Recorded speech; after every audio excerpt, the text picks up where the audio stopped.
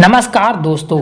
कई बार हमारे जीवन में ऐसी घटनाएं घटती है जो हमें अंदर तक झकझोर देती है, जो हमारे आत्मविश्वास को तोड़ देती है।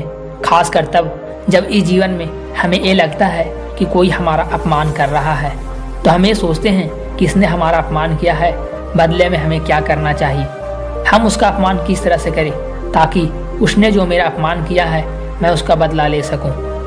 जीवन किसी समस्या को दूर करने के लिए इस वीडियो के माध्यम से आप लोगों के लिए महात्मा बुद्ध की एक ऐसी कहानी लेकर आया हूँ। यदि आपको कोई भी कितना भी गाली दे दे, कितना भी अपमान कर दे, तो भी आपके ऊपर इसका कोई असर नहीं होगा।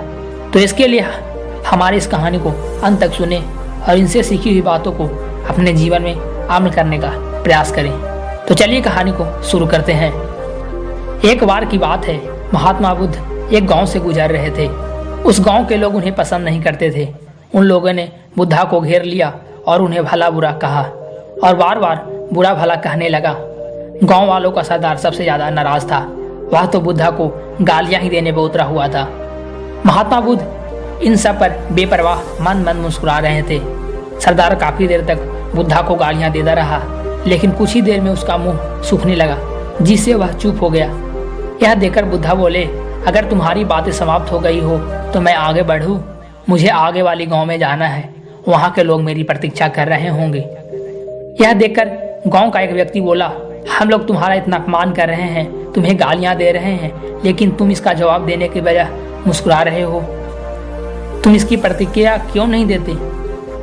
उसकी बातों को सुनकर महात्मा बुद्ध बोले, बस तुमने आने में देर कर दी। यदि तुम 10 वर्ष पहले आए होते तो मजा आ जाता, क्योंकि 10 वर्ष पहले मैं भी तुम्हारे तरह था। अगर उस समय तुम मुझे बुरा भला कहते, गालियां देते, तो मैं भी क्रोधित हो जाता और मैं तुम्हें इससे भी अधिक गालियां देता। हो सकता है हाथापाई पर भी उतर जाता, पर मैं अब आगे बढ़ गया हूँ। अपना क्रोध, घृणा सब पीछे छोड़ाया हूँ। अब मैं उस जगह पर पहुँच गया हूँ जहाँ तुम्हारी गालियाँ पहुँचने में असमर्थ है। तुमने मुझे गालियाँ दी या तुम्हारी भावना, लेकिन तुम्हारी यह भावना मुझ तक पहुँच ही नहीं रही। मैं इससे अवेशित हो गया हूँ। जब मैं इसे भागी हो जाऊंगा, जब मैं इसे स्वीकार करूंगा, लेकिन मैं तो तुम्हारी इस क्रिया से निरपेक्ष हूँ, इससे बहुत दूर हूँ, इसलिए अब भी पहले की तरह शांत हूँ। सुनकर सरदार बोले, अरे ऐसा कैसे? मैंने तुम्हें गालियाँ दी, वो भी पूरे गांव वालों के सामने दे दी, फिर उसे लेने या ना लेने का मतलब क्या है? महात्मा बुद्धा बोले, बस मैं कल एक गाँव में गया था, वहाँ के लोगों ने मेरा प्रवचन सुना, फिर बहुत प्रसन्न हुए। गांव का मुखिया मेरे लिए मिठाई लेकर आया और उसे खाने का मुझे निमंत्रण दिया। मैंने कहा कि मेरा पेट भरा हुआ है, इसलिए मैं इसे ग्रहण नहीं कर सकता। यह सुनकर वह व्यक्ति मिठाई वापस लेकर चला गया, क्योंकि जब तक मैं कोई चीज़ को लूँगा ही नहीं तो कोई मुझे कैसे दे पाएगा।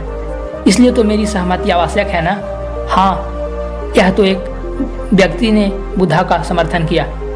महात्मा बुद्ध ने पुनः पूछा, जब मैंने मिठाई लेने से मना कर दिया तो उन लोगों ने उस मिठाई को क्या किया होगा? कि एक व्यक्ति ने जवाब दिया, उन्होंने मिठाई को अपने घर वालों में ही बांट दी होगी। महात्मा बुद्धा ने कहा, ठीक कहा तुमने, उस मिठाई की तरह तो मेरे लिए गालियां लेकर आया है और चाहता हूं मैं इन्हें ग्रहण कर लूं, पर भाई मैं इन्हें लेता ही नहीं। अब बताओ तुम इनका क्या करोगे? उस व्यक्ति के पास इसका कोई जवाब नहीं था। महात्मा बुद्धा फिर बोले, मुझे तुम पर दया आती है बस। अरे क्रोध तो मुझे तब आएगा जब मैं यह गालियां ले लूं, और जब मैं गालियां लेता ही नहीं तो क्रोध का तो सवाल ही नहीं उठता। बुद्धा की बातों पर सरदार ने कोई प्रतिक्रिया नहीं दी। शायद वह कुछ सोच रहा था।